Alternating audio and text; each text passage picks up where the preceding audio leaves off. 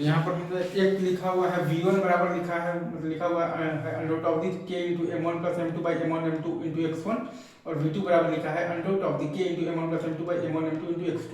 और x1 है हमारे पास x0 by 1 plus m1 by m2, और x2 है हमारे पास x0 by 1 plus m2 by m1। तो v1 है हमारे पास under root of the k into m1 plus m2 by m1 m2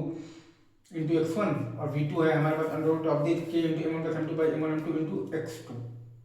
m v0 और प्लस m1 इंटू v1 बराबर m plus m1 into v dash, m v0 plus m1 into v1 बराबर m plus m1 into v dash, तो v dash बराबर आ गया है m v0 plus m1 into v1 by m plus m1, और vcm आ गया है m plus m1 into v dash minus m2 into v2 by m plus m1 plus m2, ठीक है। और न्यू एम्पलीट्यूड आपके पास आ गया है m plus m1 into v dash, ठीक है,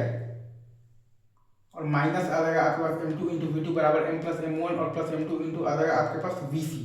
फिर हम लोग लगा देंगे वर्क एनर्जी थ्योरम, तो माइनस हाफ के इंटू एक्स नॉट न्यू का होल स्क्वायर बराबर हाफ इंटू m